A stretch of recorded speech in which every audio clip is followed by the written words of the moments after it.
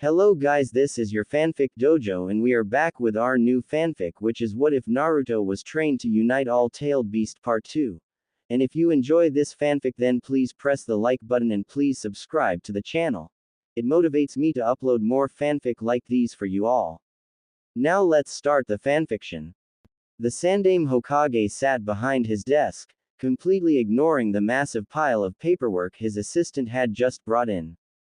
He was lost in his thoughts about what to do now that Jiraiya had abandoned the village and was now training Naruto. Jiraiya is too powerful for any of my current ninja to kill one-on-one, and even if I were to send my best Junin and Anbu after him, it would only result in their deaths. Also, it would be pointless to try and track them. Jiraiya, being the spy master he is, knows better than anyone how to cover his tracks. The so-called professor sat in silence for a little while longer before a knock on his door brought his attention back to the present. "Enter," he said in the most commanding voice he could muster with his thoughts in the state they were. The door opened and allowed a man the same age as Sarutobi into the office. The man had gray hair as well as a beard of the same color and glasses on the bridge of his nose. His strong jawline was made even more prominent with the frown that seemed to be permanently etched on his face.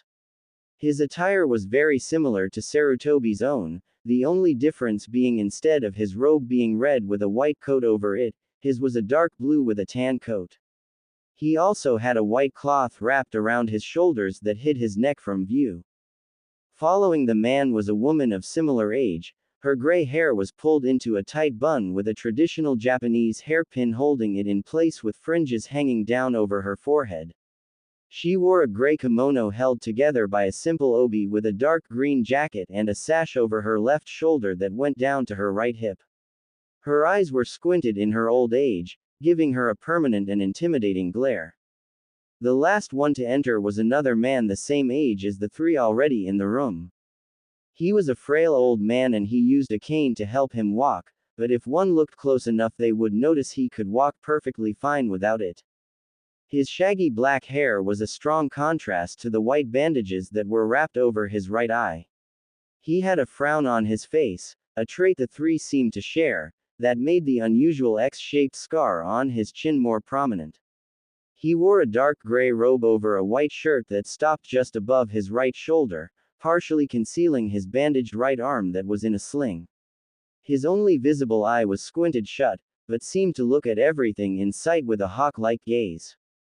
These three were none other than Homura Mitokado, Koharu Udatane and Danzo Shimura, the three elders of Konoha. Homura stepped forward, his tone betraying his curiosity. "Why have you called us, Sarutobi?" Sarutobi looked each of them in the eye before sighing and motioning for them to take a seat in front of his desk. Once the three were seated, Sarutobi began what he knew would be a long conversation. "I have called you here to discuss a matter of great importance. 1 year ago, one of my Anbu teams returned from a mission in the land of mountains with a scroll. According to them, they found the scroll hidden in a shrine atop one of the mountains being guarded by surprisingly talented warrior monks. When they returned with the scroll, I was the first person to read it, only to receive the shock of my lifetime." The elders' eyebrows rose slightly at this little piece of information. The four of them had lived through all three of the Shinobi World Wars, having fought in the first and commanding the village through the second and third.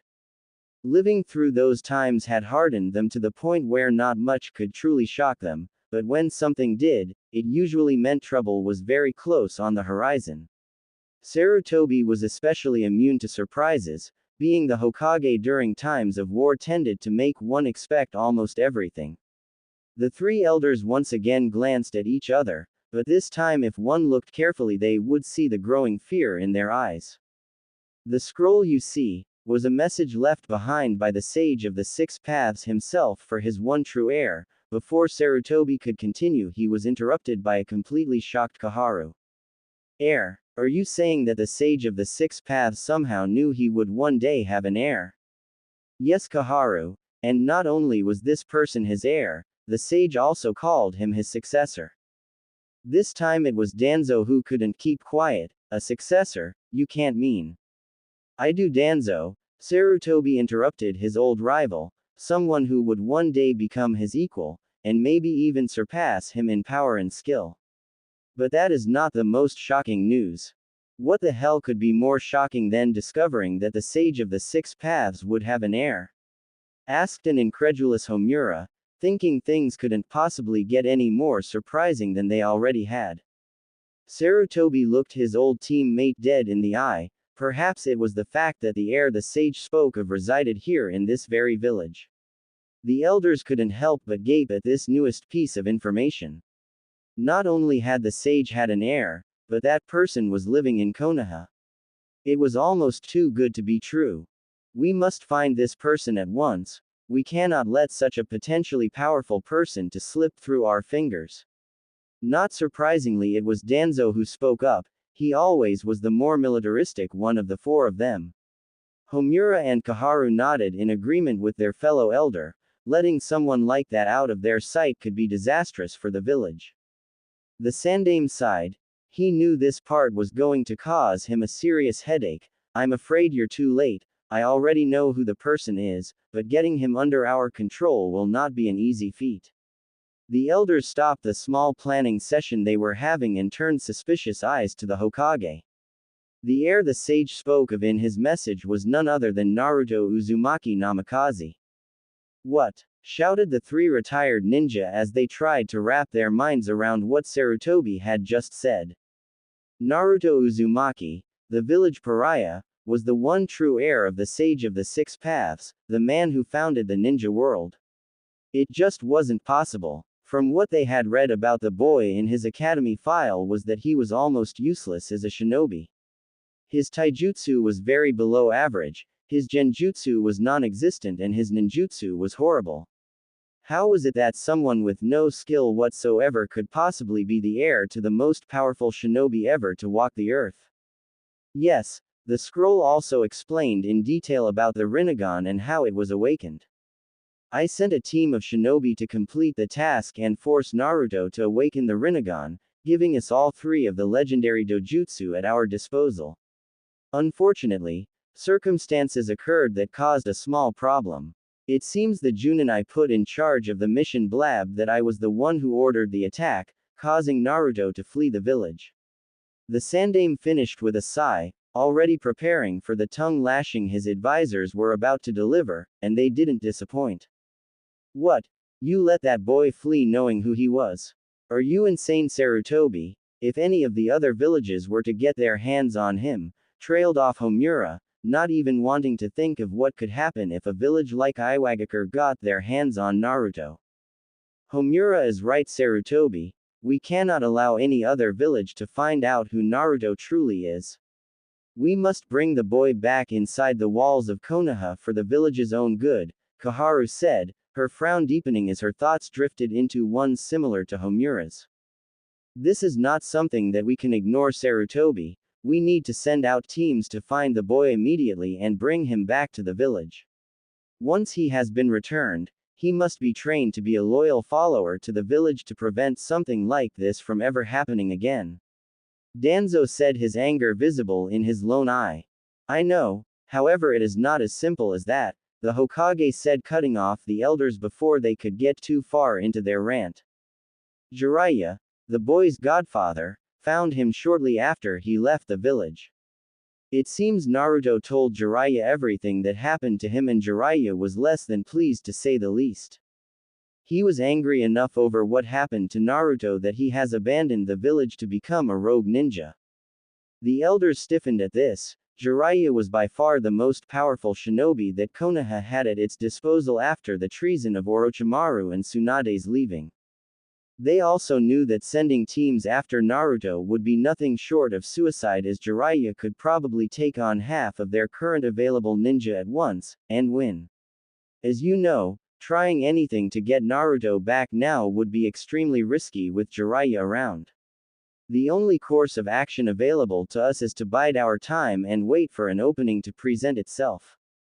The elders could only nod in agreement. They may not have liked the idea, but it was the only one available to them that didn't result in the massacre of hundreds of their ninja forces. Very well, We shall wait and make our move when the time is right, but until that time comes we need to prepare for anything and everything, Danzo said, getting nods of agreement from everyone else in the room. Even if there was only one technically loyal to the village, the Sanin were, and have always been a deterrent to the other villages to prevent war. When word gets out that all three Sanin have abandoned Konoha, other villages might be tempted to make a play for power. Danzo is right, we must be prepared for anything that might happen in the future. For now though, we shall retake control of the Ninja Academy and up the curriculum. We will need more powerful ninja at our disposal when the time comes to make our move and help prevent war, and the best place to start is at the bottom, said Sarutobi as he took out a sheet of paper and a pen and began writing orders out. It is time that our ninja's skill should reflect our title as the strongest of the five. Homura and Kaharu, send word to all of our forces that there will be an emergency meeting in exactly 2 hours. Danzo, I am officially reactivating your Root Anbu program. I know that you have some young children already in there, so send them to the academy to train with their peers. Also, send word to the academy that they are to implement these changes at once, and anyone who tries to argue with these orders is to be killed on the spot. As far as I'm concerned, we are now in a state of war and we will prepare as such. The three elders nodded in understanding and quickly left the office to complete their assigned task. Sarutobi sat back in his chair and glanced over at a picture he kept on the edge of his desk. It was a picture of his genin team when they were first formed. The Sandaime frowned at the sight of the picture before he pushed it off his desk, watched as it cracked of the floor. It seems that all three of my former students have abandoned the village now. No matter, they can be dealt with in time, and then all three of them will pay the consequences for abandoning Konoha, thought Sarutobi as he got back to work, but not without one last glance at the now broken picture. The glass had cracked in 3 places, each crack going through the face of one of his students. Time skip 1 year later. Jiraiya stood in the middle of a small clearing surrounded by the dense forest of the Land of Woods. He remained unmoving for a few more minutes before a shift in the wind caught his attention. Spinning around, he raised his arms just in time to block a kick to the head from a black blur. Pushing the assailant back, Jiraiya took a moment to observe the person. The assailant flipped twice in midair before landing in a crouch a few yards away. Baggy black cargo pants led up to a black skin-tight sleeveless shirt that displayed the person's developing chest. Black sandals completed the outfit. A mop of spiky blonde hair rested on top of the attacker's head while 3 whisker-like marks stood out prominently on his cheeks. The attacker was none other than a 9-year-old Naruto Uzumaki. Jiraiya smirked when he saw the small frown growing on his godson's face. Not bad, Gaki. Your stealth has improved since the last time we sparred, though you're still nowhere near good enough to get the drop on me. Naruto's frown, which had started to turn into a smile at his sensei's compliment, was back in full force. Seeing an opening in Jiraiya's guard, the blonde shinobi shot forward and attempted to deliver a left hook to the Toad Sage's ribcage. Naruto smirked when his punch met its mark, only for his eyes to widen when the Jiraiya he punched disappeared in a poof of smoke. Caught off guard by the fact he was fighting a clone, Naruto was completely unprepared for the palm to the back that sent him sprawling. Deciding to take things up a notch, Naruto used the momentum from the palm strike to roll into a handstand and flip backwards a few times before finally landing on his feet. Going through hand seals and ending with the tiger seal, Naruto jumped into the air and brought his right hand up to his mouth. Kaden. Fireball Jutsu. Taking a deep breath, the young blonde launched a medium-sized ball of fire at his sensei. Seeing the approaching threat, Jiraiya flashed through hand signs of his own and ended with the snake seal. Doden. Earth wall. Slamming his hands of the ground, a wall of earth rose just in time to block the attack. Releasing his jutsu, Jiraiya jumped up to meet the falling Naruto and delivered a sharp knee to the boy's chest. Gasping for breath, Naruto could do little more than grab a hold of his sensei's arm to keep from falling to the unforgiving ground below. Seeing his student unable to keep his balance and control, Jiraiya flung him over his shoulder and landing softly on the ground. Setting his student down, Jiraiya waited for him to get his breathing back under control. You've definitely improved, Naruto, but you're becoming predictable again. You're relying too heavily on your elemental jutsu. You need to start using your Rinnegan and the paths you've already unlocked more. I understand wanting to keep those abilities secret, but they won't do you any good to keep them secret if you don't know how to use them effectively in combat. I know, Jiraiya-sensei, but you also said I needed to work on my skills in deception, said Naruto, not facing his sensei. Jiraiya's eyes widened at the tone in his student's voice, but before he could react, said Blonde spun around with his Rinnegan glowing slightly. Shinra Tensei, said the Kyuubi Jinchuriki as he watched his sensei get blasted back by the invisible force of gravity. Why, that little bastard, cursed Jiraiya as he crashed into a few trees before coming to a stop at the edge of the now expanded clearing. Slowly getting to his feet, the Toad Sage cursed under his breath as he felt multiple joints popping back into place. Sensing his student approaching, he managed to lift his head enough to see the smirking face of his 9-year-old student. Damn it, Gaki, I hate it when you do that. Naruto gave Jiraiya a look. You're the one who said I needed to learn to use my paths effectively in combat, so quit complaining.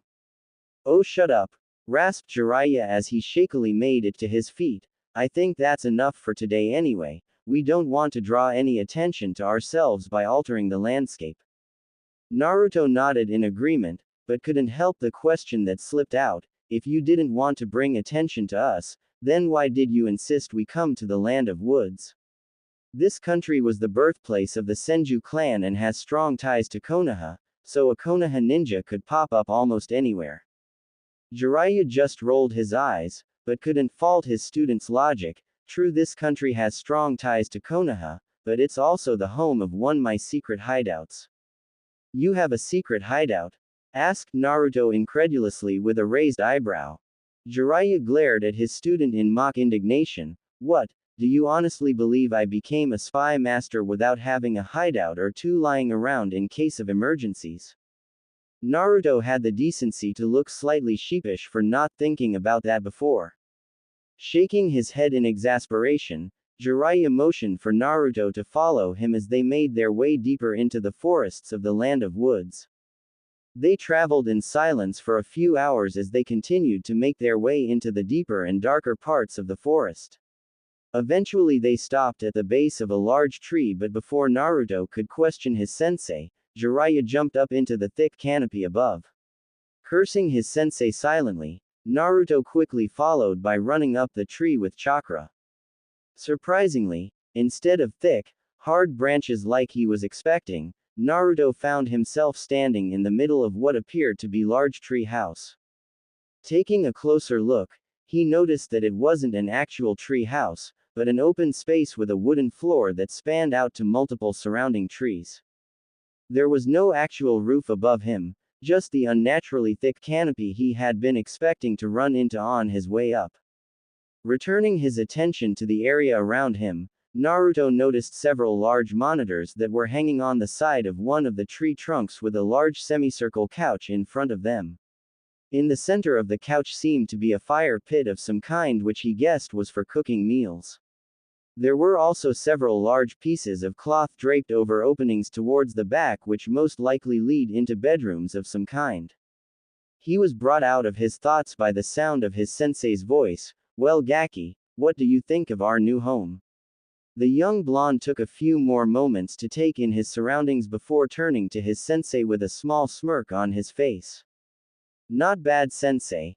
Though how is it a secret hideout exactly? Anyone who climbs any of these trees will be able to find it.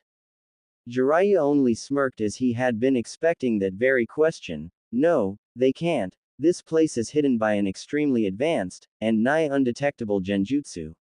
Only those with blessed eyes can hope to find it, and even then only those whose blood is keyed into the security seals can access it. But wait, you're not that great at genjutsu, sensei, so how is it there is such an advanced genjutsu protecting this place? The blonde Jinchuriki asked, His eyes narrowed in suspicion. True, I may not be the best at genjutsu, but I am a seal master.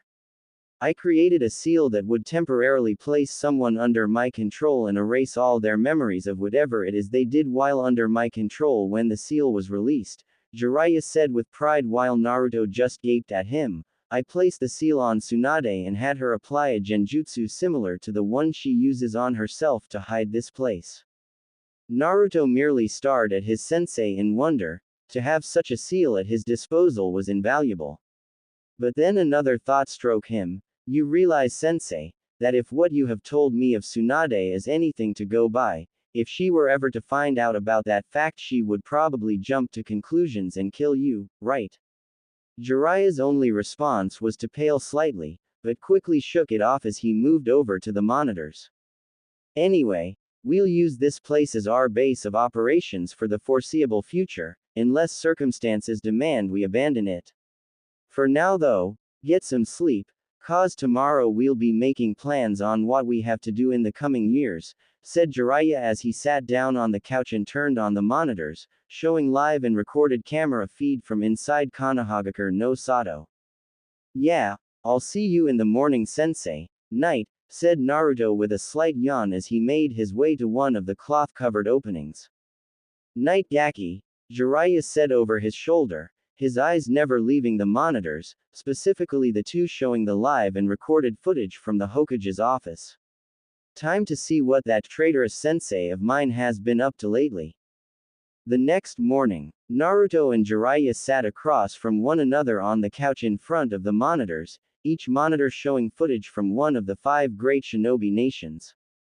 Naruto was focusing on the meat that was cooking over the fire pit, occasionally flipping a piece so it wasn't overcooked. Jiraiya, though, was focusing solely on the monitors. When he saw the recorded footage of Sarutobi having a meeting with the 3 elders of Konoha and what they talked about, he had been keeping a critical eye on the villages. Hey Jiraiya sensei, breakfast is ready, Naruto said, bringing his sensei's attention away from the monitors. Jiraiya smiled as he accepted the plate his student was offering him. Thanks, Gaki, you're a way better cook than I ever was. Popping one of the pieces of meat into his mouth, Jiraiya returned his attention to the monitors, not wanting to miss even the slightest hint that there might be war. Naruto looked up from his own meal and noticed Jiraiya had barely even touched his. Hey sensei, is something wrong? Jiraiya glanced over at Naruto before turning back to the monitors. I'm not sure, Naruto, and that's what has me worried. Sighing, the Toad Sage turned away from the monitors and began to eat his almost forgotten meal. What do you mean, sensei?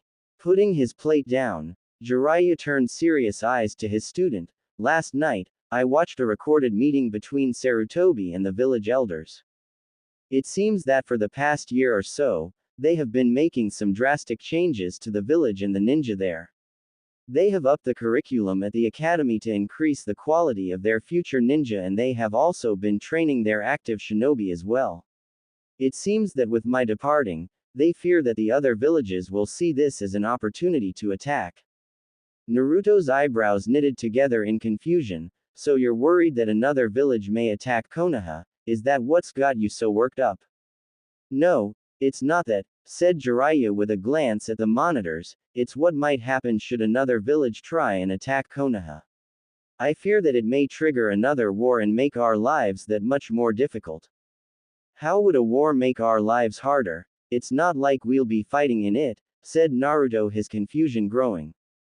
Jiraiya sighed again before continuing. It would make our lives harder because during times of war everyone, ninja and civilian alike, is very weary of outsiders and travelers. The civilians because they have no way of knowing if a person is who they say they are, and the ninja because it could be a potential enemy of some kind. Also during war, some villages will hire or seek out wandering ninja and mercenaries to aid them, and with me being who I am, I'd be a prime target for those villages. Naruto nodded, understanding why his sensei was so intent on keeping an eye on the villages. The two continued to eat in silence after that before a thought struck him. Hey sensei, if the villages are willing to waste resources on mercenaries and wandering ninja, do you think they'd use them to find stuff like weapons? Jiraiya nodded. Yes, in fact they would probably go after weapons or objects that would help them in a war more than they would wandering ninja or mercenaries. That is because getting their hands on something is usually easier than recruiting a ninja. Why do you ask? Naruto looked hesitant to respond, and that set off alarms inside Jiraiya's mind. Naruto is usually outspoken and doesn't think before he speaks. What could possibly make him hesitate in voicing his thoughts? Thought the Toad Sage before he remembered the conversation he had with Kurama a year ago. Could it have something to do with that mission Kurama spoke of? Naruto took a shaky breath before finally answering his sensei's question. Would Jinchuriki be included in that as well? At Jiraiya's nod, he continued, then we have to move soon. If a war does break out, it will make my mission that much harder. You're talking about that mission Kurama mentioned a year ago, right? Naruto nodded the affirmative, bringing a thoughtful look to Jiraiya's face. A mission involving the Jinchuriki? What the hell could he have to do? Jiraiya pondered things for a moment before his eyes shot open, causing Naruto to flinch back slightly. He couldn't possibly be considering gathering all the Jinchuriki together, could he? Naruto, what do you have to do that involves the Jinchuriki? I have to bring them together so that the 9 of us can fight together against a darkness that is hiding in the shadows of this world. Only when the 9 of us fight together can we stand a chance of defeating this evil. This made Jiraiya frown slightly as he thought this over. A mission of this caliber would easily be considered SSS rank by a village's standards, but what could this darkness he mentioned be? I'll have to let me spy network know to keep an eye and ear open for anything that might be related to this threat. Oh well, I always did enjoy a challenge. Outwardly a smirk began spreading across Jiraiya's face as he continued to think things over. Alright Gaki. Since it seems this mission was given to you by the Sage of the Six Paths himself, it must be of great importance. Now the first place to start is to locate the other Jinchuriki, and to do that we'll need my spy network. I'll send word out for them to start looking for any information that could relate to the Jinchuriki, said Jiraiya as he got up and walked over to one of the many flaps that covered an opening in the hideout. Naruto quickly followed after his sensei and had to control his surprise at what he found in the room. The whole room was covered in seals. A large seal matrix was drawn in the center of the room where Jiraiya was currently sitting, and a large map of the elemental nations lined an entire wall, with seals and locations listed all over it. Some of the seals were glowing a faint red while others weren't doing anything. Naruto's attention was torn from the room when the seal matrix Jiraiya was sitting in the middle of started glowing the same faint red as the seals on the map.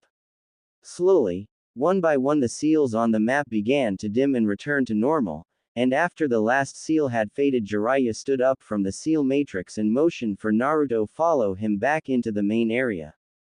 What the hell was that, sensei? Asked a completely astonished Naruto.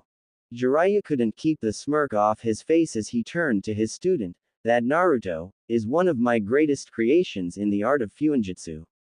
It is based on the same principle as the Yamanaka clan's mind jutsu, but on a much larger scale.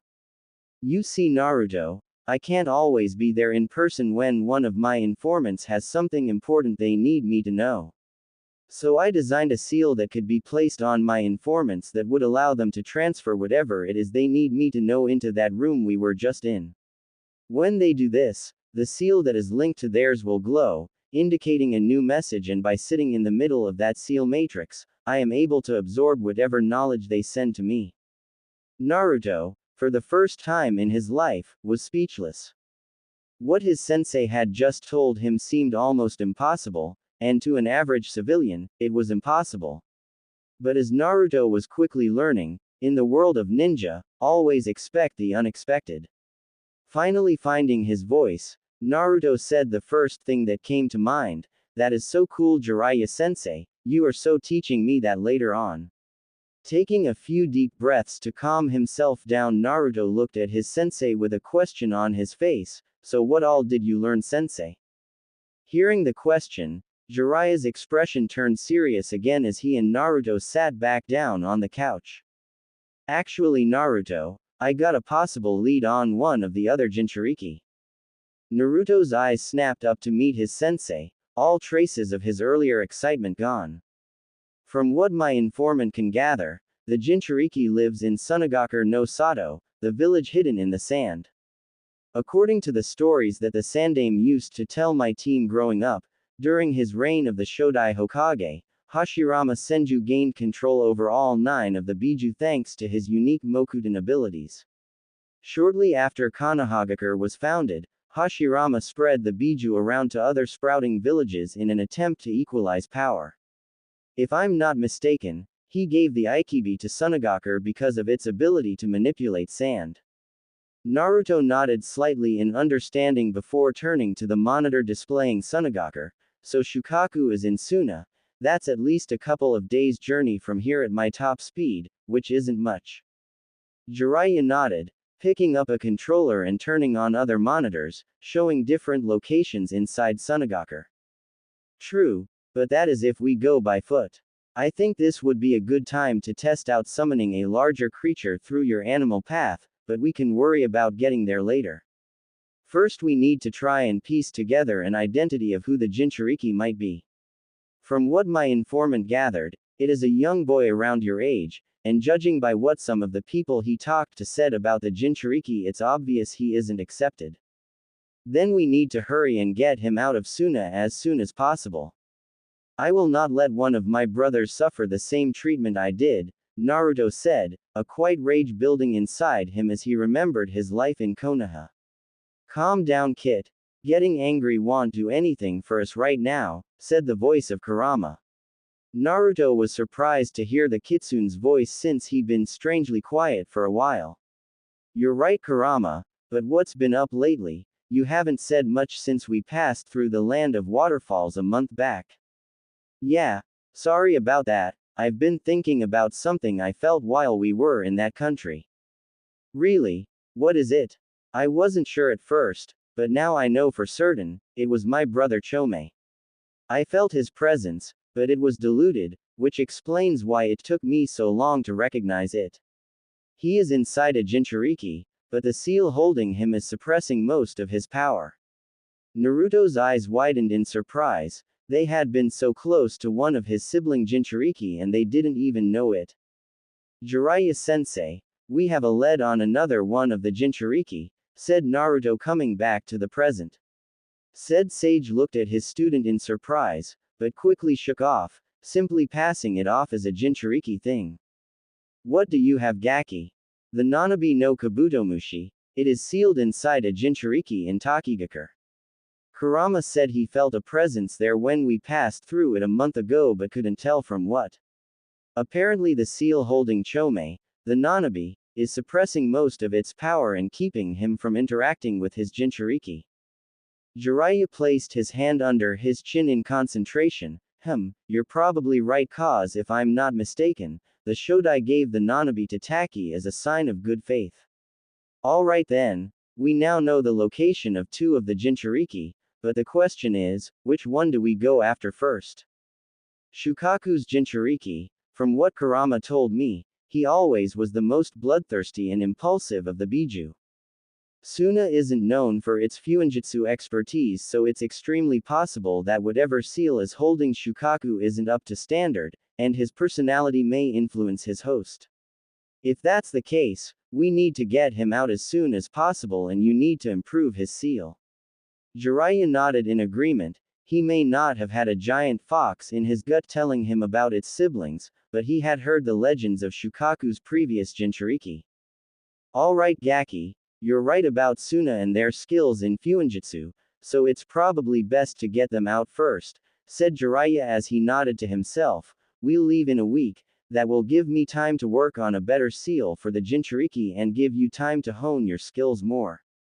Now before we do anything else, I want to work with you on summoning a larger creature with your animal path. You have been able to summon numerous animals up to the size of a large bear, but nothing bigger. Naruto, if you were ever to get into a fight with someone who is capable of summoning something the size of, say Gamabunta, you would be easily defeated.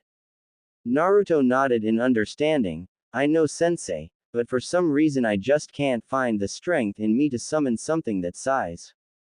Jiraiya closed his eyes as he contemplated this. This was a constant problem they kept running into whenever Naruto tried to summon something larger.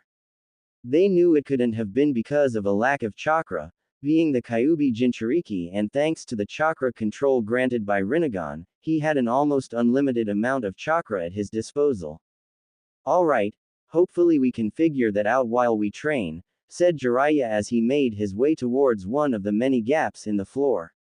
Naruto quickly followed and the two jumped down into the forest below and moved away from the hideout. This is far enough, Jiraiya said after they were about 200 yards from the hideout. Okay Naruto, you know what to do, try and summon a dog the size of one of the trees. Naruto closed his eyes for a few moments before they snapped open. His first level Rinnegan blazing, Naruto flashed through the familiar hand seals for a summoning. Slamming his right hand on the ground, Naruto focused as much chakra as he could into the jutsu, summoning jutsu. A large poof of smoke appeared in the clearing. When the smoke finally dissipated, it revealed a large two-headed dog as tall as Jiraiya. Damn it, why can't I summon anything larger than this? Jiraiya watched his student with a critical eye. He couldn't put his finger on it, but he felt something was off about the summoning. Normally when someone summons something, it requires a small blood sacrifice, but when Naruto summons something, there is no sacrifice needed. When he first started training with his animal path, we found out that the creatures he summons aren't real, they are just a manifestation his animal path creates. But wait, if the creatures are just manifestations, then extra chakra shouldn't be required no matter the size. Naruto, dispel him and come over here for a minute. Still grumbling to himself, Naruto obliged and walked over to his sensei while the dog dispelled in a poof of smoke. What is it, sensei? I think I just figured something out. When you summon something with the animal path, they aren't real animals, they are just manifestations created by your animal path. If I'm right, then when you summon something, it isn't about chakra like a normal summoning, but it's about your animal path. Try focusing more on your Rinnegan and your animal path to summon and less about the chakra involved. Naruto thought about what his sensei said and nodded in agreement. It made sense. Since his version of a summoning was different than a normal one, it was possible that he had to approach it in a different manner. Walking back over to where he had summoned the dog, Naruto closed his eyes, but this time he focused on his Rinnegan and his animal path. Eyes snapping open again, Naruto flashed through the same hand signs and slammed his hand on the ground. Summoning jutsu, a large cloud of smoke filled the clearing and a few yards outside of it as well. Sensing something big coming, Jiraiya jumped out of the way just in time to avoid being crushed by a giant paw. Looks like he finally got the hang of it, thought Jiraiya as he waited for the smoke to clear. Slowly the smoke began to thin and Jiraiya could just make out the shadowy outline of a Gamabunta-sized creature. After the smoke had completely dissipated, Jiraiya had trouble picking his jaw up off the ground. Oh, you have got to be kidding me. Only Minato and Kushina's son would have the imagination to summon something like that. Before Jiraiya, with a beaming Naruto on its head, was a Kyuubi no Kitsune. Though this one was very different than the real one, its fiery crimson-red fur had been replaced by sun-kissed blonde fur that matched Naruto's own, and its blood-red slitted eyes had been replaced by a first-level Rinnegan. The Toad Sage was pulled from his thoughts by the sound of his student's voice. You were right, Jiraiya-sensei, all I had to do was focus on my Rinnegan and animal path, then poof, giant summons. Jiraiya shook his head at his student's rarely seen hyperactive attitude. Okay Gaki, dispel that fox before someone notices it and comes to investigate. Complying with his sensei's instructions, Naruto mentally ordered his summon to lower its head, allowing him to jump off before dispelling in a poof of smoke. Okay, now that you seem to have a grip on summoning larger animals, practice with controlling the size of the creatures and summoning as many as you can at once. I'm heading back to the hideout to begin working on the seal, Don't stay out more than a few hours, and if anything goes wrong summon that yellow Kyuubi again and I'll be there as soon as possible. Naruto nodded and watched as his sensei disappeared in a blur back to their impromptu home. Cracking his knuckles, Naruto smirked as he started training with his animal path. Let's see what else I can summon. A week later. Alright Gaki, time to get going, Jiraiya said as he waited for his student to get ready. The young blonde came out of his official room wearing the same black clothes he had taken to wearing and black traveling cloak. Ready sensei, said Naruto as the two jumped down to the ground below them. Acting before his sensei could even ask, Naruto went through hand signs with his Rinnegan activated, summoning jutsu. In a poof of smoke, two gray birds, large enough to ride, appeared in front of the two shinobi. Climbing onto the birds, Naruto gave them a mental command and the two birds shot into the air heading towards the desert region that was the land of wind. Naruto, Jiraiya called over the wind, when we reach Sunagakur I'm going to meet with one of my spies. While I'm doing that I want you to look around the village for any signs of the Jinchuriki. If you find him, do not approach him, find me and we'll plan our next move from there. Naruto couldn't hide his disappointment at not being allowed to talk to his brother Jinchuriki, but he understood the need for secrecy. Nodding his head, though reluctantly, Naruto continued to direct his summons in the direction of Suna. After a few hours of flying, the two shinobi had finally reached the edge of the deserts of the land of wind. Naruto, take us lower to the ground, we don't want to be spotted yet. Naruto outwardly nodded while mentally ordering his summons to lower themselves so they were skimming the surface of the sand. The effect was almost immediate. At the speeds the two birds were flying, a small sandstorm quickly formed behind them. In a flash of inspiration, Naruto made a few hand seals. Fuden. Great breakthrough, the young blonde blew out a medium-sized ball of compressed air into the sands ahead of them, effectively increasing the sandstorm around them. Jiraiya nodded in approval. Very good Naruto, that was an excellent use of the terrain to our advantage. Since Suna is in the middle of the desert, sandstorms, no matter how small, have become a natural part of their lives. With this cover we'll be able to fly right into the village unnoticed. Naruto smiled at his sensei's praise and continued to direct the birds towards their destination. Sunagakur no Sato. The Yondaime Kazekage looked over his villager from his office window, admiring the beauty of it. The sun had reached its peak for the day and its light was being reflected perfectly off of the sand. The tiny particles reflected the light just so that the entire village seemed as though it were covered in glitter and shining as bright a star. The Kazekage frowned, however, as he remembered what this beauty hid. Behind this outward beauty was a very dark secret. Even Gaara was a failure. Can anyone truly control the power of the Shukaku? Thought the Kazekage as his thoughts drifted to his youngest child. He knew that his son Gaara, the current host of the Aikibi, was playing with his deceased wife's younger brother, Yashimaru. The Kazekage sighed as he thought about his brother-in-law, other than his eldest child and only daughter Tamari. Yashimaru was the only person in the village who didn't fear Gaara. That was why he had chosen him for the mission he was planning. Yashimaru was his right-hand man, and the commander of both the village's medical corps and Anbu corps. With his skill, he was the perfect match for the mission he had planned, but the Kazekage couldn't help but feel a pang of guilt in his heart at the pain it would cause his brother-in-law. Forgive me Karura-chan, but this must be done to see if Gaara can indeed control the power of the Shukaku. Taking one last look over his village, he noticed a small dust cloud heading towards the village. Looks like another small sandstorm, nothing to raise an alarm over. With Naruto and Jiraiya, the two shinobi were on alert as they flew over the walls of Sunagakur, still under the cover of the sandstorm Naruto had created. Once they were clear of the outer walls, Naruto directed the two birds towards one of the scarce training grounds that had trees to shield their presence. Landing in one of the trees, Naruto and Jiraiya waited for the sandstorm to clear before quickly transforming themselves into average-looking civilians and making their way into the heart of Sunagakur. Alright Naruto, I'm going to meet with my spy.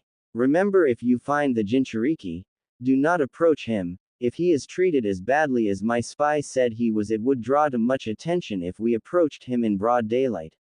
We'll wait till the cover of night to make our move if we find him today. We'll meet up at this address, said Jiraiya as he handed Naruto a slip of paper. Now go enjoy yourself and look around, but remember not to talk to strangers. Naruto could tell that Jiraiya was acting. They had just reached the market district of Suna and they wanted to blend in as much as possible. Okay, Grandpa, I'll be careful, he said as he walked off and pretended to look around at all of the different stalls and shops. The transformed Toad Sage watched as his student acted like an average civilian child, and couldn't help the proud smile that was slowly spreading across his face. He's so young, yet already so adept at infiltration. Maybe I can finally pass on my skills as a spymaster, he thought as he walked towards a local bar.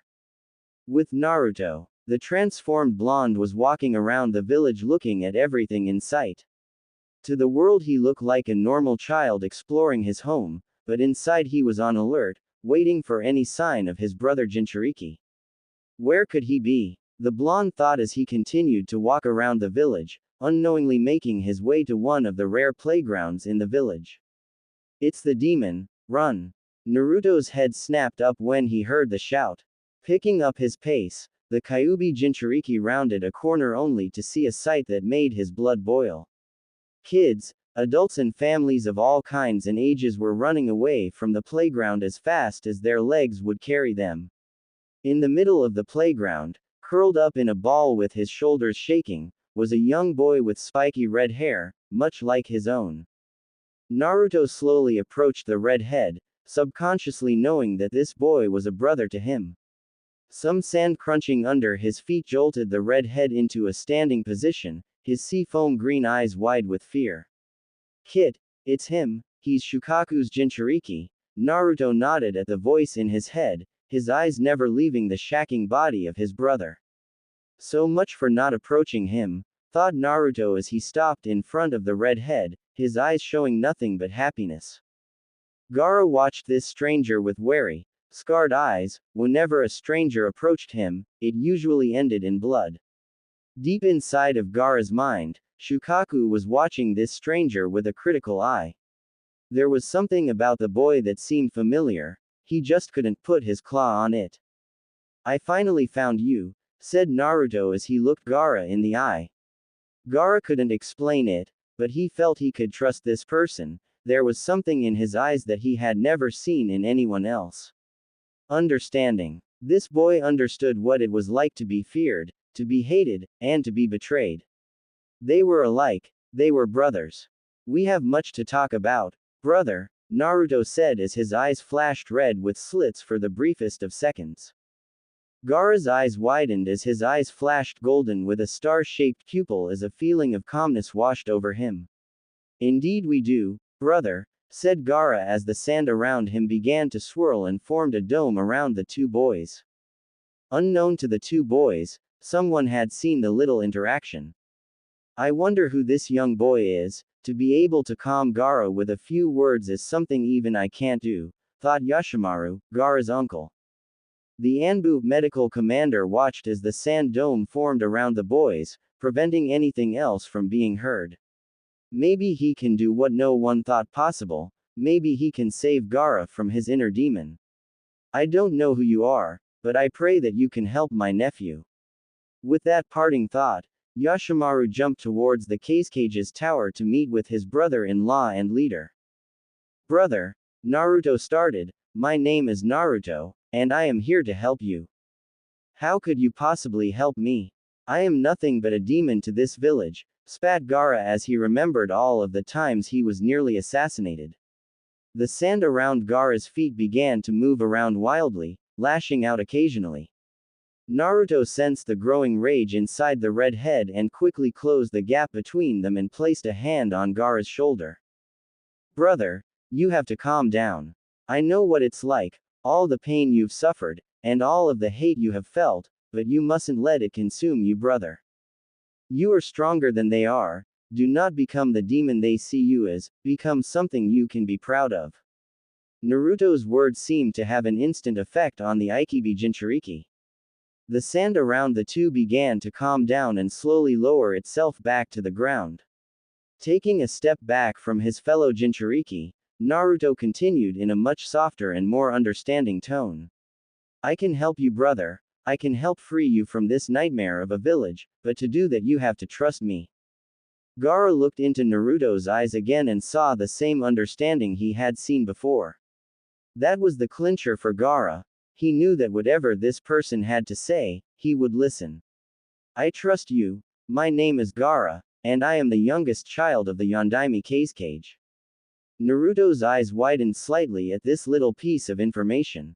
Well, this complicates things a little, Naruto thought. No kidding, Kit. If he is the son of the cage, getting him out of the village will be more difficult than any of us previously thought, said Kurama, causing Naruto nod in agreement. Kit, place your hand on his head. I wish to speak with my little brother. Naruto inwardly nodded once again before returning his attention to Gaara. It's a pleasure to officially meet you, Gaara. Now I believe Kurama has something he wants to talk to Shukaku about. With that, Naruto stepped forward and placed his right hand on Gaara's head, and before the redhead could react, the two boys found themselves in the middle of a white expanse. Where are we? Asked Gaara as he looked around. All he could see was white that seemed to go on with no end in sight. The boys turned their attention at the sound of a deep and slightly crazed voice. We're in a plane that exists outside of the human realm, a place that only Biju and Jinchuriki can enter. Behind Gaara was none other than the Ikibi no Shukaku himself. His sandy brown fur was accentuated by the dark blue vein-like markings that crisscrossed all over his body. His jagged, concave mouth was pressed into a frown as he watched something behind Naruto, his star-like pupil with dots surrounding it spinning wildly. Why have you brought us here, Kurama? Said Shukaku, his annoyance clear in his deep voice. Now Shukaku, that's no way to greet your eldest brother after all these years, said Kurama from behind Naruto, his slitted eyes staring into Shukaku's with no fear. Shukaku's frown deepened at his brother's remark but held his tongue. But seeing as your temper is building, I guess we should get down to business. Shukaku, I have been visited by our father. The Tanuki's eyes widened in shock as he continued to listen. He told me of a great evil hiding in this world and he wants us to stop it. But the only way that we even stand a chance against this evil is for the 9 Jinchuriki and Biju to fight as one. Brother, our father has put his trust in us to protect this world as he once did long ago. So I ask you, Shukaku, will you fight alongside us, fight to protect this world and fight to uphold our father's legacy? Shukaku smirked as he answered, yes, I will fight alongside you, brother. I knew that one day our father would call on us, that is why I was always the most battle-crazed of us. I was training and preparing for the day we would be called upon. Kurama smirked at his youngest brother. Nothing ever seemed to truly surprise the Tanuki. So when do we leave? That is actually up to the kid and his sensei, said Kurama, turning his gaze down to the two confused Jinchuriki. So kid, when are we leaving? Naruto thought for a moment before answering. Tonight, once I tell Jiraiya sensei what happened, and after he's done ranting about me ignoring his instructions, we'll come pick Gaara up and sneak out of the village. The other 3 beings in the white expanse nodded in agreement. Now that that's decided, let's get back to our world and put our plans into motion. Shukaku, until my sensei can repair the seal that is holding you inside of Gaara, I need you to restrain yourself and your power. The last thing we need right now is Gaara going into a rage if someone angers him. Shukaku pouted slightly at having to hold in his power instead of letting it run rampant like he was used to, but nodded in understanding. Good, now let's head back. And no sooner had Naruto finished, the two boys found themselves once again inside of Gaara's sand dome. I guess I shall see you tonight, brother, said Gaara, slightly disappointed at having to separate from his first true friend and brother. Naruto sensed Gaara's disappointment and placed a comforting hand on the redhead's shoulder. Don't worry, Gaara. We shall see each other again soon, I promise. Gather whatever belongings you wish to bring with you and wait for us atop the highest balcony in the village. We'll find you and we'll make our escape from this hell of a village, Naruto said in a soothing voice that eased Gaara's worries. Giving each other one final nod, Gaara dropped the sand dome around them and the two took off in different directions, not wanting to attract attention. Sunagakure Kasekage's office. Yoshimaru stood before his leader and brother-in-law, a strange sense of dread building in the pit of his stomach. Sitting at his desk, the Kasekage had an emotionless mask on his face, making it impossible to tell what he was feeling or thinking. This only served to increase the feeling of dread Yoshimaru had. No matter what, he had always been able to read his brother-in-law like a book no matter how hard he tried to hide it. For him to not be able to read anything off of him was setting off warning bells inside his head. Yoshimaru, I have a mission for you, said the Kasekage as he slowly rose from his seat and turned to look at his village. Yoshimaru slowly walked to stand at his right side, his eyes glancing over at the park where Gaara had encountered Naruto. What is it, Kasekage-sama? He asked in a neutral voice, hiding his growing dread. The Kasekage sighed heavily as he turned to look at his right-hand man, knowing how much this was going to kill him inside. This is an S-rank assassination mission. You are to kill the target by any means necessary, do you understand? Hi, Kasekage-sama, who is the target? Deep inside though, he already knew who he was supposed to kill and it was taking every ounce of his shinobi training to not lash out and refuse. Your target is Gaara. Your mission begins tonight. Yoshimaru had to force himself to reply with all of the emotions he was feeling. Hi, Kasekage-sama.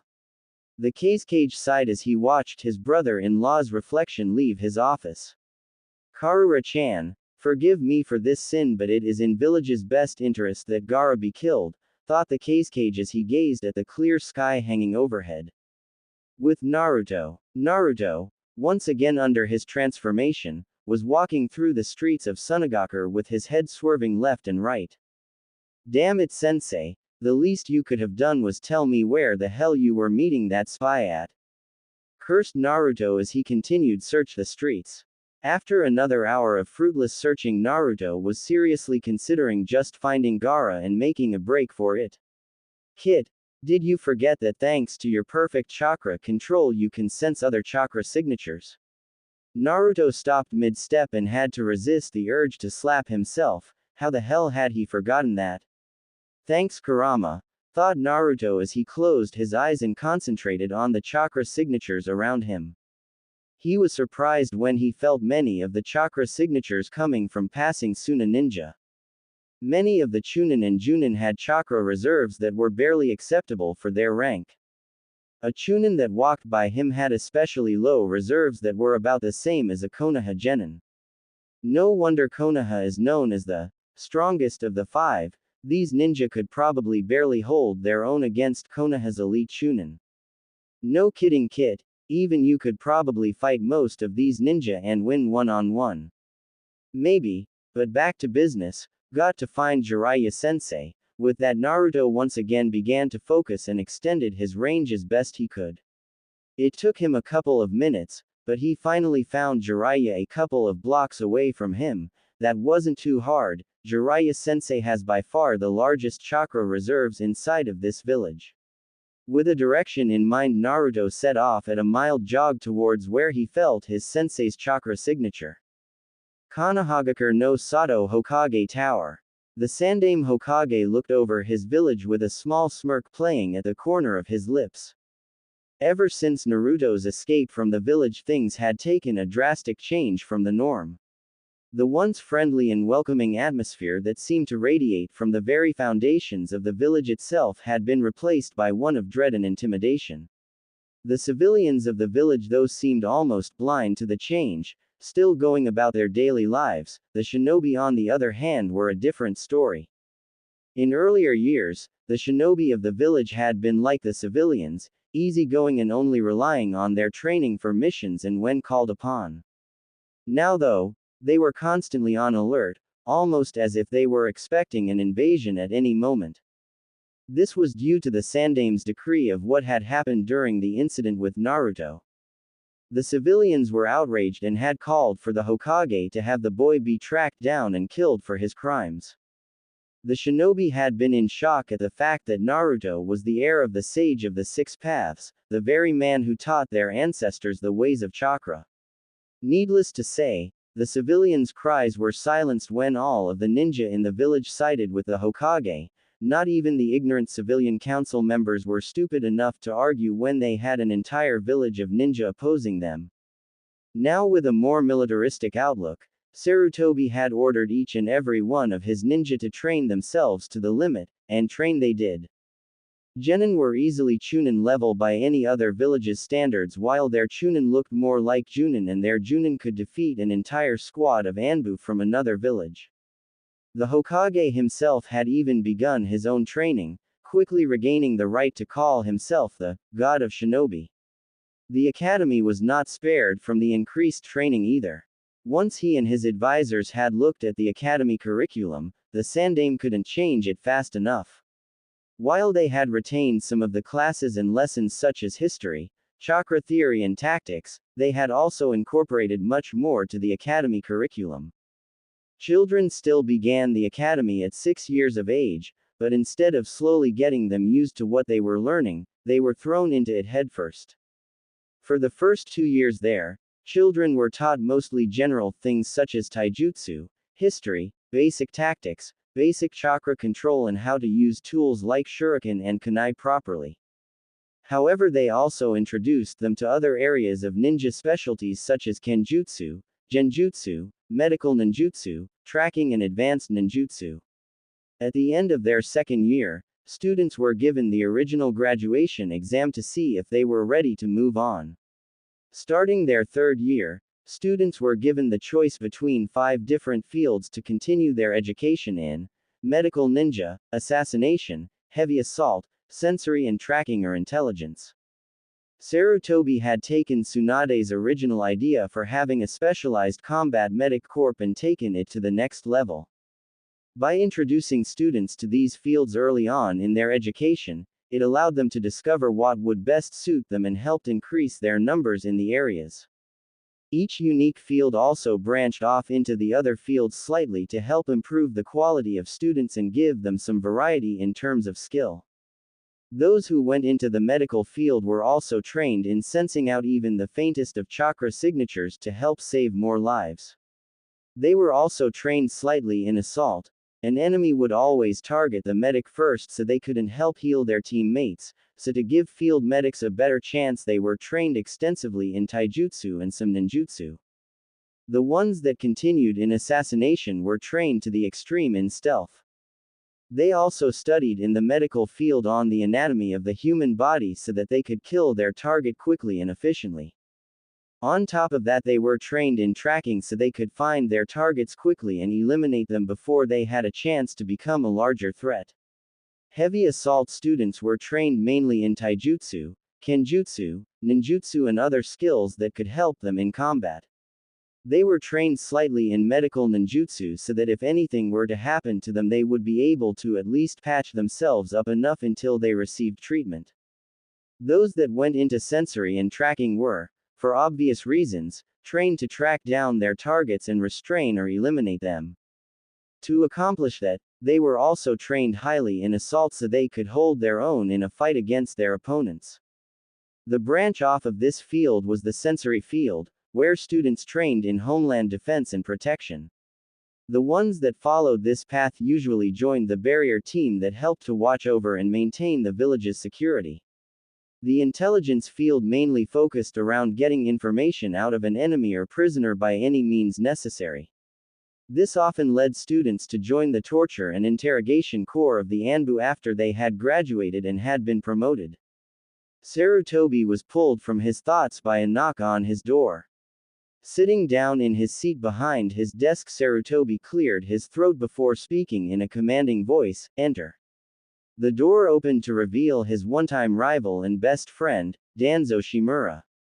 "Ah, Danzo, what do you have to report?" Danzo spoke in his standard monotone, the team you sent to the temple in the land of mountains to conduct further research has returned. They report that other than a few scrolls containing jutsu taught at the temple, there was nothing else of interest or that was related to the Sage of the Six Paths. The Sandaime couldn't completely hide his disappointment at this, but he got over it quickly before moving on. What about that other mission? The Sandaime asked as he signaled his Anbu guards to leave. Danzo spoke up once they were alone. Unfortunately, not as well as we had hoped, Hokage-sama. Kumo's security was tighter than we had anticipated, but my route team was able to bring back a few things of value as well as one of the main targets. With that, the old war hawk pulled out a sealing scroll and placed it on the desk in front of the Hokage. Unrolling the scroll revealed 3 holding seals. With a quick pulse of chakra into the scroll, the seals released with a poof of smoke. Placing the now empty scroll aside, Hiruzen looked over the items that now lay on his desk. On his left was a stack of at least 10 scrolls, each one bore the seal of the Raikage. I'm impressed, Danzo, your route were able to infiltrate Kumo far enough to access the Raikage's personal library. Not even bothering to look up at his old rival to see his reaction, the Sandaime continued looking over the items on his desk. In the center of his desk was 6-foot-long staff with a golden ring with 6 bangles dangling from it, so this is the very staff that the Sage of the Six Paths carried with him throughout his life. Picking up the staff, Sarutobi looked it over with a critical eye. I must say it doesn't look like it has any kind of special gift like his 5 treasures. I agree, Hokage-sama. However, we must remember that Kumo has an unusually high admiration for the sage and covet anything that has even the slightest link to him. The Sandaime nodded absently at his advisor's words, still inspecting the staff. True, my old friend, they admire him so much they would probably hang a tissue he used in a shrine for worship. The 2 veteran shinobi chuckled slightly at that, knowing full well that it was completely true. Placing the monk's staff back onto his desk, Sarutobi looked over at the last item on his desk, one of the 5 targets the team had been sent to steal, the banana palm fan. It was unlike any other fan the Hokage had seen in his lifetime. The handle was wrapped in white tape with a silver ring on the tip. Attached to the ring were several snow-white feathers tipped with red at both ends. Before the Hokage could pick up the revered weapon, Danzo's voice stopped him. I wouldn't pick that up if I were you, Hokage-sama. The Hokage gave his old friend a confused look. Apparently each of the treasures consumes massive amounts of chakra just by simply picking one up. The team I sent into Kumo was comprised of 4 of my top infiltration specialists, only 3 returned. The one who didn't was the one who picked up the fan. Sarutobi jerked his hand away from the fan handle, his eyes wide with surprise. So for one to wield the fan they must have exceptionally large chakra reserves. That complicates things a bit, but we can work our way around it later. For now, store the scrolls in my personal library and place these 2 in the high-security vault at the Anbu Armory, said Sarutobi as he resealed everything back into the scroll before handing it to Danzo, who left with a quick, "Hi, Hokage-sama." Alone once again, Sarutobi turned around in his chair to once again look out over his village. Though I would have preferred to have more of the treasures, having one is still a boost to the village's power. Now I believe it is time to begin that other operation, thought the Hokage before summoning one of his Anbu back into the room. Prepare a tracking squad. I have a message that needs to be delivered and the recipient is very elusive. At once, Hokage-sama, said the Anbu before he shunshined away to complete his task. The Sandaime chuckled slightly as he thought about the possible response from this message would bring before signaling another Anbu to appear. Summon the Sannin. I have a mission for them. Sunagakur no Sato. You have got to be kidding me, thought Naruto as he stood outside of a dimly lit bar. From the appearance of the place it looked like it was barely surviving off of the handful of customers he could see inside. Why the hell would Jiraiya-sensei be in a place like this? Though he said he was meeting a spy, not getting drunk. I agree, Kit, but you know what they say, the safest place to hide is in plain sight. Besides, who's going to suspect anyone who goes to this kind of place of being a spy? Sighing inwardly, Naruto nodded slightly as he walked into the dingy bar. Yeah, I guess you're right, Kurama, but still I expected something a little better than this. Before his tenant could respond, Naruto was stopped by two obviously drunk men standing in front of him. Hey kid, what the hell are you doing here? Looking for my grandfather. I think he wandered in here, said Naruto, keeping up his image as a normal 9-year-old civilian. The two men sneered at him through half-lidded eyes before the second one spoke up. Well, he's not here, so get out, you pathetic shrimp, before we make you. By now everyone in the bar was watching them, and none of them seemed to be moving anytime soon. Useless drunks, thought Naruto as he looked around at everyone's faces. Ignoring the two men in front of him, Naruto pushed past them and continued to walk into the bar. The two men just stared at his back in shock for a minute before it was quickly replaced by anger. Why, you snot-nosed little brat! Shouted the second drunk before he swung a fist at the back of Naruto's head. Before Naruto had a chance to counter, the man's fist was caught by a much larger hand. Naruto turned around to face the newcomer and smiled at who he saw. A middle-aged man with slightly graying hair with the build of an average civilian man held the man's wrist in a vice grip while glaring daggers at the would-be attacker. Lay a hand on my grandson and it will be the last thing you ever do, said the transformed Jiraiya as he tightened his grip on the man's wrist. Said man winced at the pressure being applied to his wrist, but his alcohol-induced anger was preventing him from seeing the obvious danger he was in. Stay out of this, you bastard! He screamed as he swung his other hand at Jiraiya.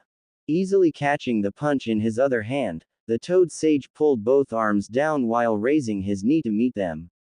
A sickening crunch resounded throughout the bar as both of the man's arms were broken clean in two. You were warned, said Jiraiya before turning his attention to the other man who had been threatening Naruto. Do you want to try something like your friend here? The man quickly shook his head before fleeing the bar. Come on, Gaki, I've taken care of my business here, said Jiraiya as he motioned for Naruto to follow him out of the bar. The two shinobi continued down the road for a few minutes before Jiraiya led them into a nearby hotel. After renting a room for the night, Jiraiya sealed the room with a couple of seals and turned to his godson. So Gaki, did you find any information on the Ikibi Jinchuriki? More than information, I found him, said Naruto after he cancelled his transformation. Jiraiya raised an eyebrow in mild surprise, but his eyes narrowed slightly when he noticed Naruto's slightly sheepish look. Naruto scratched the back of his head as he answered his sensei's silent question. Well, you know how you told me not to approach him if I found him. At Jiraiya's nod he continued, well, I kind of talked to him.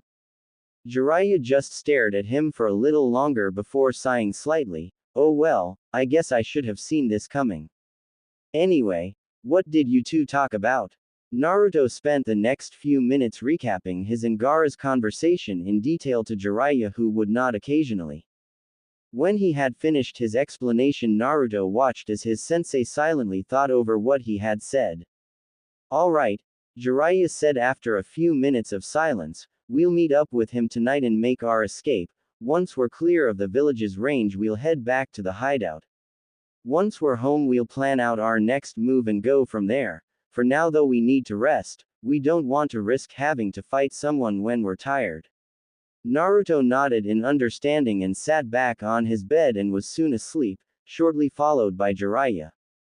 Later that night, you ready, Gaki? Asked a shadowed figure with long spiky hair to the shorter figure next to him. Said figure closed his eyes in focus before they shot open, revealing his first-level Rinnegan.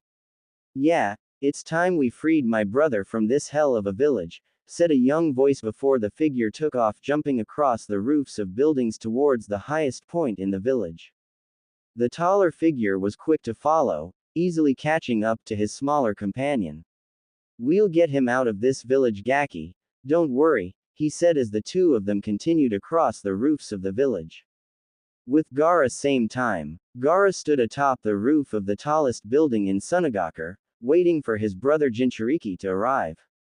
I wonder what it will be like to travel the world, thought Gaara, his excitement showing even in his thoughts. All he had ever known in his short life was the harsh treatment and cold stares of the people of Suna.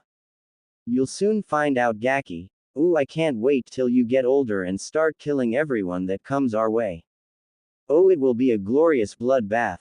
Gaara merely raised an eyebrow at his tenant's words. In the hours that followed his talk with Naruto, Shukaku had kept his word and restrained his power from continuously flowing into Gaara's chakra network. With his Biju's chakra no longer interfering with his own, Gaara had felt truly peaceful for the first time in his short. As fighting and killing all you ever think about, you crazy pile of sand, thought Gaara with a small smirk. Watch yourself, cub, or I'll come out there and show you what sand can really do, threatened Shukaku half-heartedly. Though he would never admit it to anyone, he enjoyed a good verbal fight every once in a while, and he was excited his Jinchuriki might actually be able to give him one. Yeah, just keep talking, thought Gaara before a wall of sand rose up behind him, stopping a hail of kunai from reaching him. What the?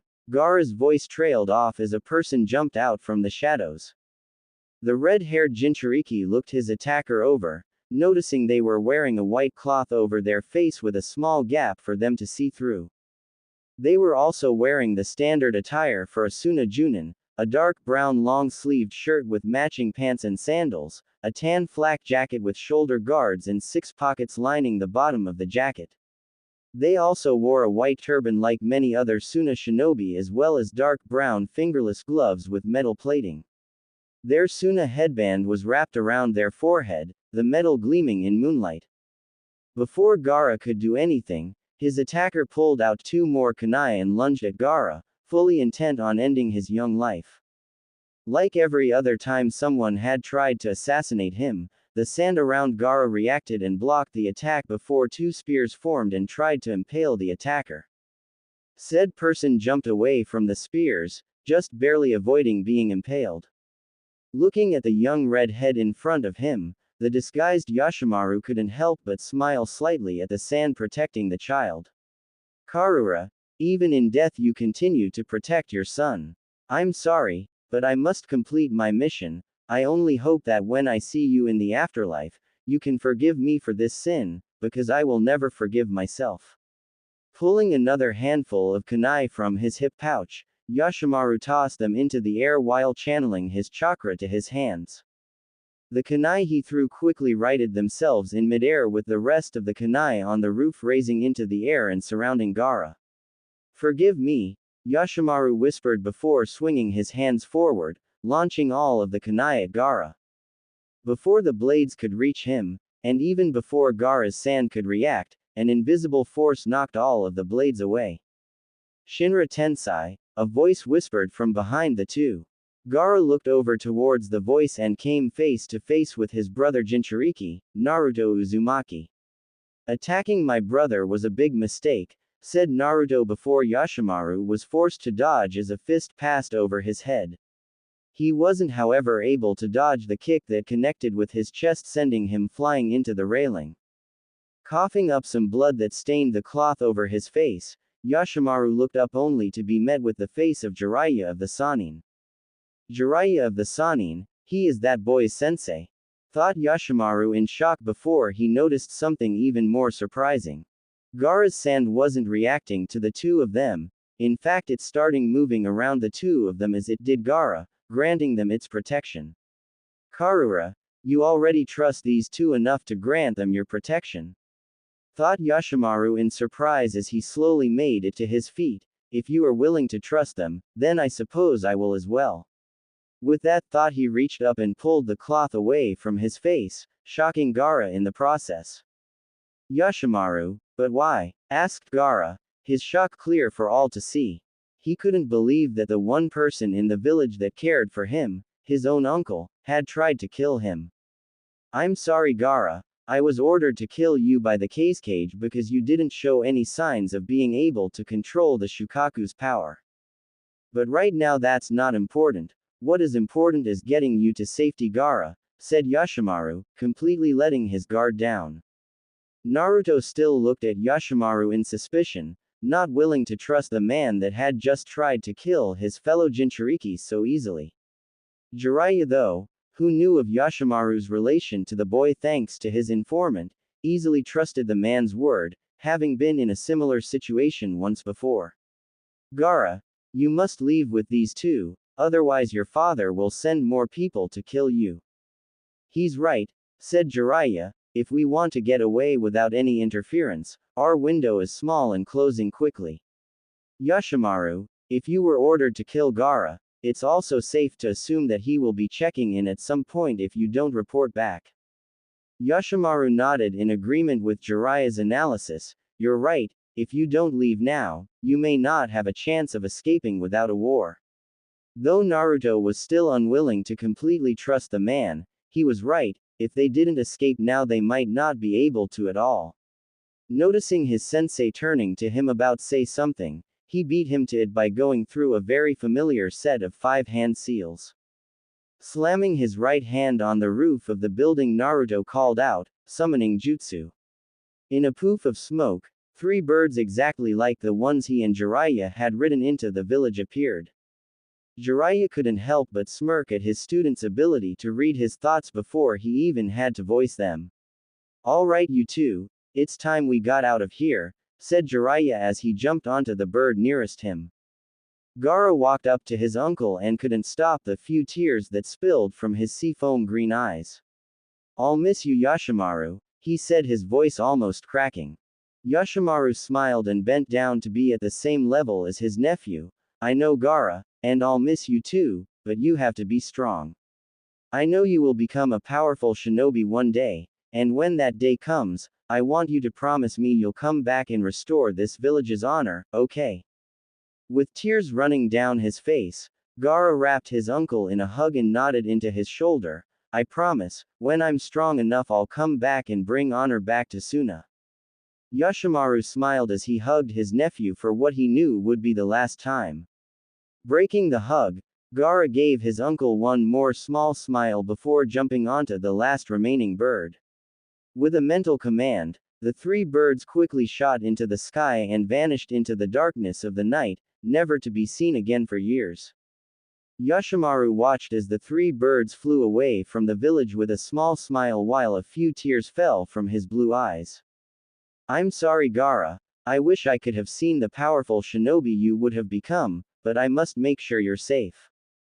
Well sis, I guess I'll be seeing you soon, thought Yoshimaru before he wrote a quick note that looked like it was written in the middle of a fight. His task done, he took one last look at where the 3 rogue shinobi had disappeared before he detonated the multitude of paper bombs on his chest. The explosion rocked a small portion of the village and quickly drew the attention of every shinobi and kunoichi in the vicinity as well as the cage. The sight that greeted them was one that would forever be ingrained into their mind. The body that was once Yoshimaru, the feared and respected head of the Anbuin Medical Corps, was now no more than burnt remains with pieces of charged skin peeling away and revealing the reddened muscle underneath.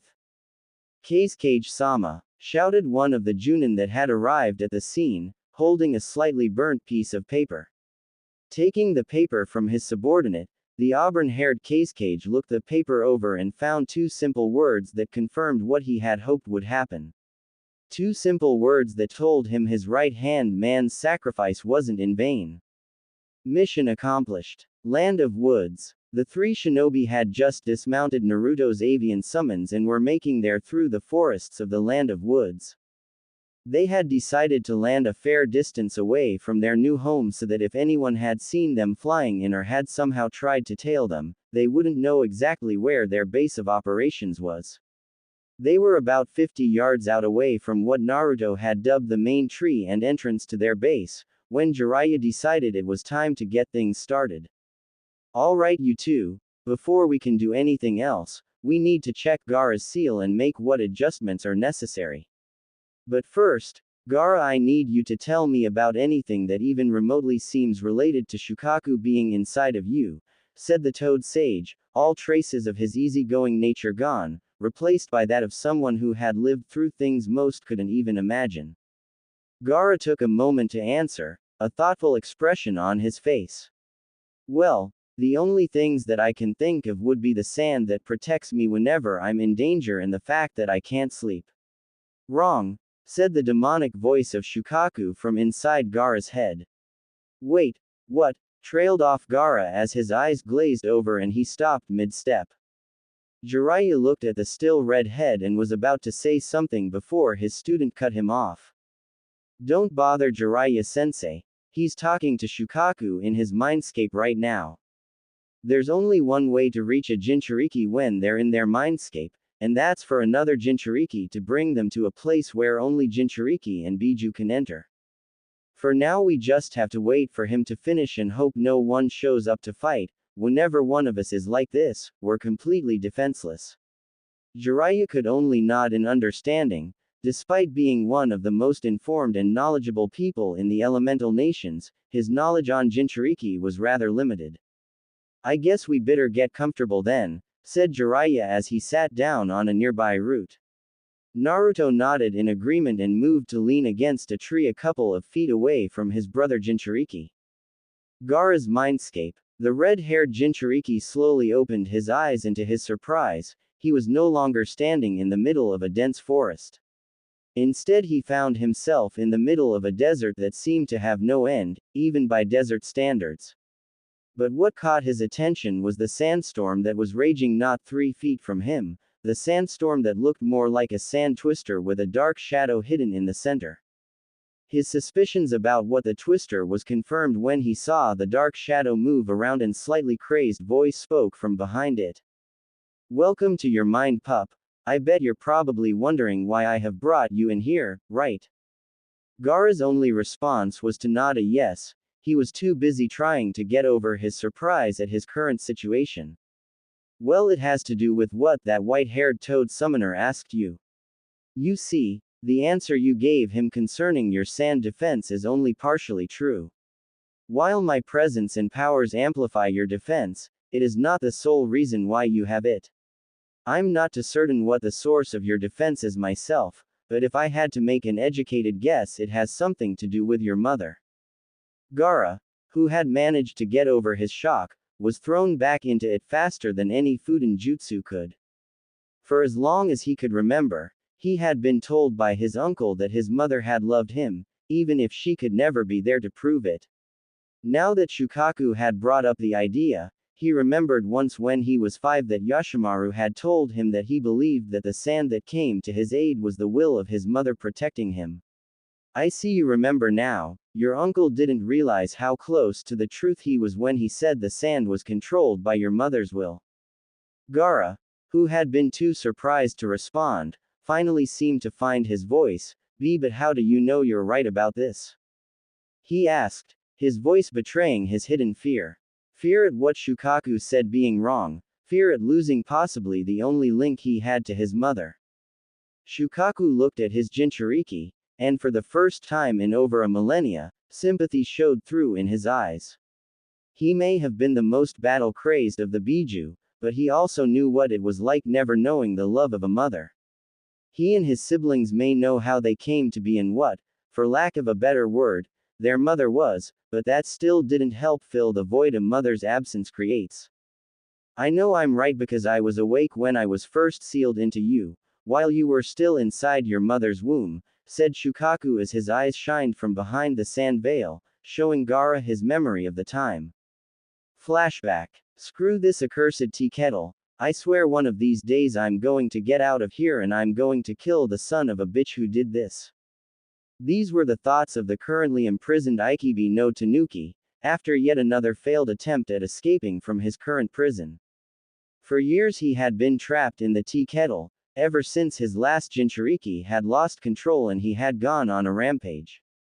He knew from past experience, and from what happened to his siblings, that he would be sealed into Anther Host in hopes of them being able to control his powers. Like anyone could truly control my powers, the only way a human would even have a chance at controlling my power was if they were born of the sand's truest love. I still don't know what the hell you meant by that, father, but oh well. A few days passed and things went as they normally would for the Biju. Try and break out, fail to break out and curse his prison. It was now January 19th, though Shukaku didn't know that, and unknown to the Biju his current prison was being taken away to perform a new sealing. Okay, one more try, thought Shukaku before something happened that he was all too familiar with. A glowing green seal appeared above him where the tea kettle's lid was located, and began to spin around causing an unnatural wind to pick up around him. No, I won't be sealed inside another human, thought the tanuki, but it was too late. The seal abruptly stopped spinning and opened slightly, drawing him to it. He lost his physical form and was forced into his pure chakra state as the seal continued to absorb his power. Outside the seal same time. Is everything ready, Chiyo-sama? Asked the Yondaime Kazekage as he stood next to one of his elders in an operating room. Doctors ran around the room, making sure the equipment was working and occasionally writing things down on their clipboards. In the middle of the large room, lying on the lone operating table was a woman with shoulder-length sandy brown hair. Her naturally kind face was flushed red as she breathed deeply, a noticeable bulge in stomach, a sure sign she was pregnant. She was Karura, wife to the Kazekage and mother to a 3-year-old Tamari and a 2-year-old Konkuro. Chiyo, an elderly woman in her late 50s with gray hair tied into a tight bun, nodded a yes to the village leader's questions. Yes, everything is ready, the Shukaku's power has already been absorbed into the seal and is ready for transfer. Good, then begin the sealing, said the Kazekage as he moved to the foot of his wife's operating table. Chiyo nodded once again, signaling for the doctors to stand back so they wouldn't get in the way. The doctors were quick to comply, none of them willing to risk angering one of the honored siblings. Once everyone was out of her way, she pulled a brush from her sleeve and dipped it into a bowl filled with blood. Prepare yourself, Karura. Once the seal is drawn, I will push the Shukaku's chakra through you and into your child, said Chiyo, her voice not betraying any of her emotions. Karura took one last deep breath before nodding in understanding, mentally slowing her chakra so it wouldn't interfere with the sealing. Chiyo didn't waste any time in drawing the seal over the pregnant Kunoichi's abdomen, a simple circle with 2 smaller circles on either side of the circle's edge. Inside the small circle on the right was the kanji for stay, while the kanji for sit was drawn in the circle on the left. In the center of the main circle, the kanji for wind was drawn with 4 small dots surrounding it. With the seal complete, Chiyo put away her brush and began going through a long chain of hand seals, ending with the dog seal. Fuinjutsu. Wind hound sealing jutsu. The second the words left her lips, the seal on Karura's abdomen began glowing a similar shade of green to the seal that absorbed Shukaku. At the same time, the same seal that absorbed Shukaku appeared on the tea kettle and released a stream of sandy brown chakra that was immediately drawn into the new seal that would hold it. A few minutes passed before the stream of chakra finally ended and the rest of it was absorbed into the seal. Once the last of the chakra was sealed, the seal started to spiral in on itself before vanishing entirely. Chiyo let out a deep sigh at the concentration and effort the sealing had required. It's done, the child in Karura's womb is now the newest Jinchuriki of the Shukaku. The Yondaime nodded absent-mindedly. His attention was drawn as one of the machines that were monitoring the pregnancy started acting up. Report, what is happening? Demanded the Kazekage as the doctors rushed around checking every machine's readings and making what adjustments were needed. Kazekage-sama, the sealing must have affected the pregnancy. Karura-sama is going into labor right now, shouted one of the doctors that was checking Karura over. Sir, if we don't act quickly, it is likely we may lose both Karura-sama and her child. Then what are you waiting for? Get to work, shouted the Yondaime Kazekage as he stepped back and let the medics do their job. Inside the seal. I always hated when they do that, thought Shukaku as his chakra condensed back into his corporeal form. Taking in his new surroundings, he was surprised to find nothing but a dark expanse. What the hell is this? thought Shukaku as he sent a small portion of his chakra to probe the mind of his new host. What he found surprised him. He was sealed into the body of a baby that wasn't even born yet. But what he could tell from the memories of the women carrying the child, was that his own father had ordered the sealing, some old hag had performed it, and they used the same exact seal that was used on his previous Jinchuriki. Seriously. These humans need to learn something new if they're using the same seal they used on my last Jinchuriki. Oh well, I drove that one insane, I can drive this one insane. Unfortunately for him, his thoughts were cut short as a never-ending desert appeared around him and a sand twister formed around him. What the? Thought the giant Tanuki before a symbol flashed in front of him for a brief moment. It can't be, thought Shukaku in surprise. It had only happened for a brief moment, but it would forever be ingrained into his memory. The symbol that appeared before him was a kanji, the kanji for love. Outside the seal a few minutes ago. It's small, premature from the looks of it. Will it truly be able to handle it? Asked the cage as he looked at the red-haired baby that was just barely larger than the hands holding him. Chio nodded slightly as she looked at the child with a passive stare. He is compatible. She took a quick glance around the room at the doctors working endlessly at their stations. This is the third child, and the first compatible one. We must raise this child with great care. Before the cage had a chance to respond, a raspy, strained voice made itself known, "Show me my baby's face." The Yondaime spun around to face his wife, a look of worry clearly visible on his normally impassive face. "Karura, are you alright?" he shouted as the doctor holding his newborn son moved to set the baby down so his mother could see him. The exhausted Kunoichi slowly turned her head to look at the small form that was placed next to her head. "What a small, feeble child," she managed to say in between her ragged breaths. The cage's attention was drawn from the mother-son scene as one of the doctors whispered to him. Karura-sama's heart rate is rapidly falling. Before he had a chance to finish though, he was cut off by an obviously angered cage. "Do something about it, quickly." He was about to start barking orders to the rest of the doctors and medics before the voice of his wife once again cut him off. "No matter what happens, I'll always protect you. Gaara." The Yondaime cage could only look on as his wife brought her hands up to surround her son in a protective manner as she slowly took her last breaths. The cage looked on as his beloved wife died with her arms still wrapped around Gaara protectively.